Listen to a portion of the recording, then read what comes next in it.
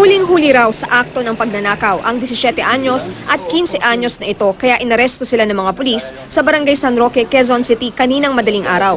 Isang kaha na puno ng barya at mga dokumento mula sa opisina ng isang junk shop ang nakuha mula sa mga binatilyo. Naka-stick out kami doon kanina sa 19th Avenue dahil meron kaming buy-bust operation. Nakita po namin itong dalawang suspect na may daladalang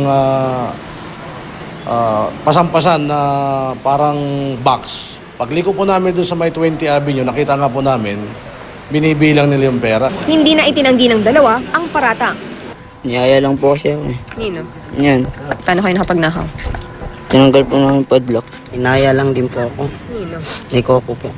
Susunduin po kasi ng nanay ko ngayon yung uncle ko sa La Union. May sakit po. Gumawa lang po ako para po may maitulong sa mama ko. Si alias Coco ang nagplano raw ng pagnanakaw. Asan siya? Nakatakas po. Ayon sa may-ari ng junk shop, naiwan sa kanilang opisina ang kutsilyo at power tool na ginamit ng mga binatilyo sa pagnanakaw. Mabuti na lang daw at barya lamang ang laman ng kaha. Wala rin daw ibang mahalagang gamit sa loob nito.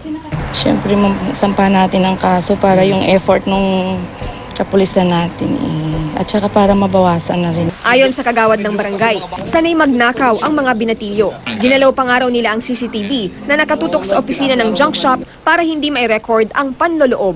Madalas nilang ginagawa kami ito, ma'am. Yung mga sliding na ganito na, na door.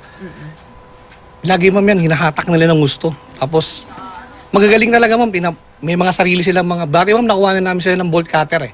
Ita-turn over ang dalawa sa DSWD. Victoria Tulad, GMA News.